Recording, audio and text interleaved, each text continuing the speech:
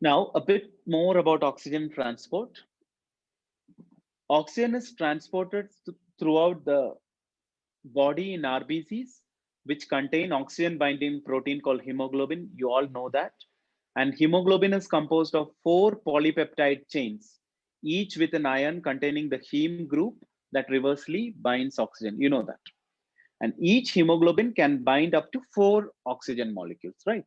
One HB will combine with four oxygen molecules. That means HB plus 4O2 is equal to HbO8. You can see the picture. This is one hemoglobin molecule. There are mainly four ion containing units. So HB, HbO2, HbO4, HbO6, and HbO8. So if it is fully bound, you have oxygen bound to the four units. Okay. Otherwise, it is zero.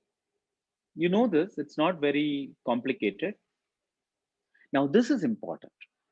As each oxygen molecule binds, it alters the conformation of hemoglobin, making subsequent binding easier. It is like a cascade. You can see the previous picture.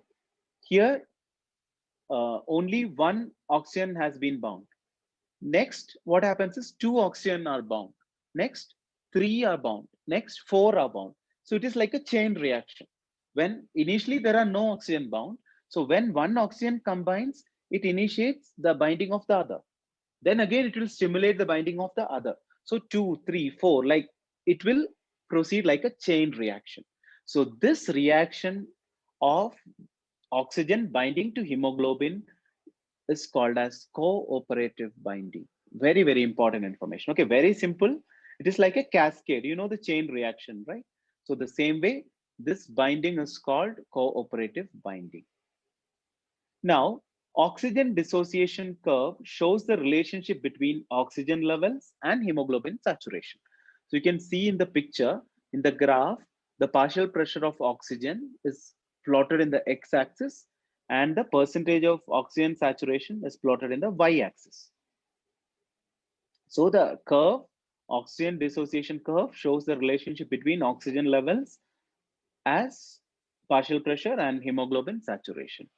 And because binding protein, potential changes with each addition of oxygen molecule, the saturation of hemoglobin is not linear.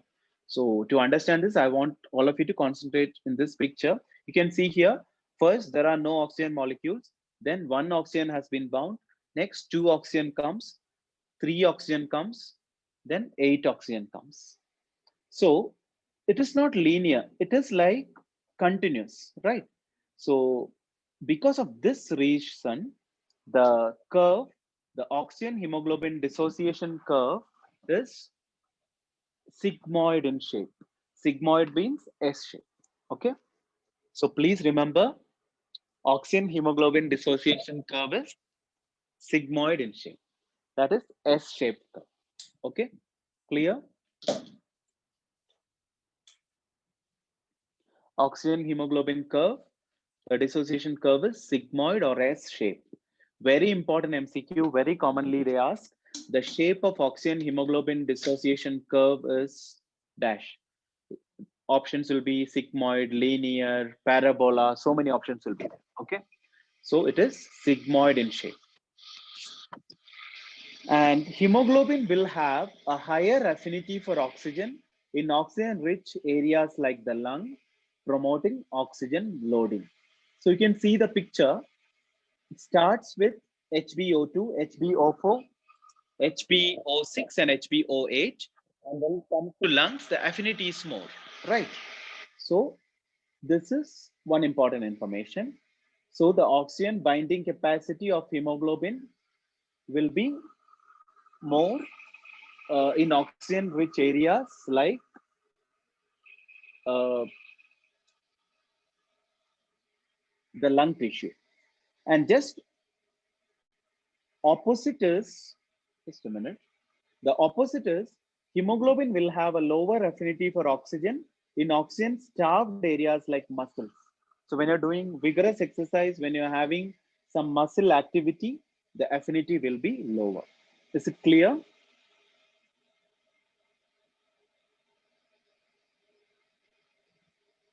Yeah, it is sigmoid shape in adults only. Good. Dr. Nirmala has replied, correct. Now we'll discuss about the other things. The fetal hemoglobin. The hemoglobin of the fetus has slightly different molecular composition to adult hemoglobin, right? You might be knowing that. It has a higher affinity for oxygen. So the dissociation curve is shifted to the left. That means fetal hemoglobin will load oxygen when adult hemoglobin is unloading it. So you can see the picture. The blue line here is adult hemoglobin. The dissociation curve is sigmoid, but the fetal hemoglobin, it will shift to the left side because the affinity for binding to oxygen is more in the fetal hemoglobin, right? So it is not sigmoid in shape. So following birth, fetal hemoglobin is almost completely replaced by adult hemoglobin 6 months postnatally. So please remember the difference in the shape of adult and fetal hemoglobin. Next is myoglobin. Myoglobin is an oxygen binding molecule that is found in skeletal muscle tissue. It is made up of a single polypeptide with only one heme group and hence is not capable of cooperative binding. So, you know, there is only single polypeptide group here. So it is not capable of cooperative binding. You know what is cooperative binding, right? So consequently, the oxygen dissociation curve for myoglobin is not sigmoidal. It is logarithmic. So two important information you have to remember. Fetal hemoglobin will not have sigmoid shape, the hemoglobin oxygen curve. At the same time, myoglobin will also not have the sigmoid shape. Okay, that is very, very important. Clear? Can I continue? Is it okay? Fine, right? Just remember the adult hemoglobin dissociation, oxygen dissociation curve is sigmoidal. Fetal, it's not sigmoidal, it is shifted to left. And in myoglobin again, the shape is not sigmoidal. So myoglobin has a higher affinity for oxygen than adult hemoglobin and becomes saturated at lower oxygen levels. Myoglobin will hold on to its oxygen supply until levels in the muscles are very low. That is during intense physical activity. The delayed release of oxygen helps to slow the onset of anaerobic respiration and lactic acid formation during the exercise. So as we told before, myoglobin also has a higher affinity and it will be saturated at the lower level of oxygen. So definitely it will shift to left and especially during intense physical activity.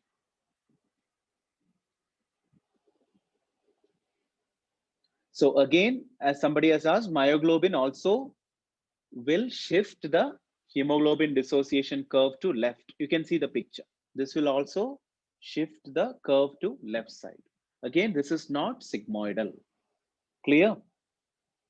You can see the picture, okay? So during intense physical activity, again, it is turned to left.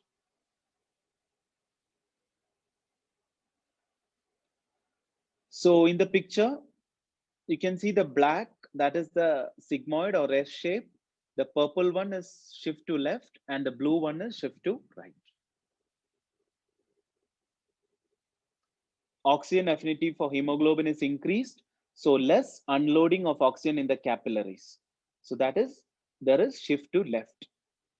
So the two conditions for shifting of oxygen hemoglobin dissociation curve to left is fetal hemoglobin and myoglobin.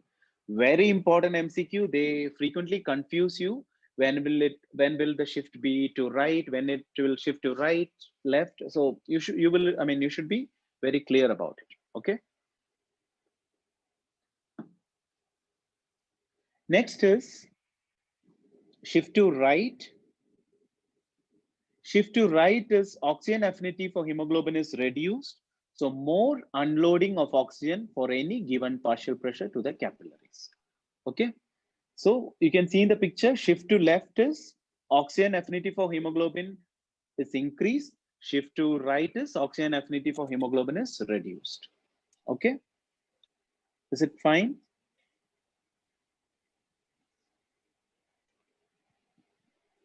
Left shift, again, as I told, shows an increased hemoglobin affinity to oxygen. It is easier to load oxygen, but difficult to unload it. Right shift shows a decreased hemoglobin affinity to oxygen. It is difficult to load the oxygen, but easy to unload the oxygen. Very simple. Just remember, if it is shifted to left, increased affinity of hemoglobin to oxygen. If it is shifted to right, there is decreased affinity. That much, if you remember, it's more than enough. Okay. What is important for us is the conditions. So shift to left, as I told, please take a screenshot of it. Very, very important. Fetal hemoglobin, myoglobin, exercise and vigorous physical activity, increased pH and decreased temperature. You can refer about it. I'm not explaining the molecular mechanisms, but please refer. If there is increased pH and decreased temperature, then also the curve will shift to left. Okay. The major things are fetal hemoglobin and myoglobin. Clear? Please remember this. Take a screenshot. Next is shift to right. Shift to right means oxygen affinity for hemoglobin is reduced. That means either there is decreased oxygen, there might be decreased pH, Bohr effect. We will discuss what is Bohr effect. There is increased temperature or excess 2,3-diphosphoglyceride.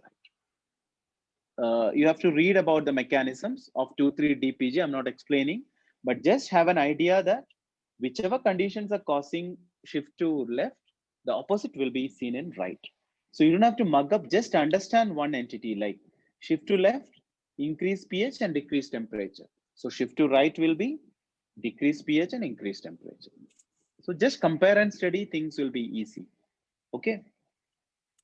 Clear? So I repeat, for right, it is decrease oxygen, decrease pH, increase temperature, Bohr effect, and excess 2,3-DPG. We will discuss what is Bohr effect. Yeah. Bohr effect is nothing but shift of the oxygen hemoglobin dissociation curve to the right side in response to increase in the blood carbon dioxide and H+, enhancing the release of oxygen from the blood in the tissues and enhancing oxygenation of the blood in the lungs. That means some points you have to remember here is the oxygen hemoglobin dissociation curve will be shift to the right. And why is it shifting to right? It is shifting to right because there is increase in the carbon dioxide in blood and H+ ions are increasing. So, you know, when H+ ions are increasing, there will be change in pH also, right? So the net effect is release of oxygen from the blood in the tissues and enhancing oxygenation of the blood in the lungs. In simple terms, you can tell that what is Bohr effect? The simplest definition is decrease in oxygen affinity of hemoglobin when the pH of blood falls. Okay, that is Bohr effect. Decrease oxygen affinity of hemoglobin when pH decreases. Very simple. pH will decrease, oxygen affinity of hemoglobin will also decrease. Okay, that is Bohr effect. Very frequently asked in examination.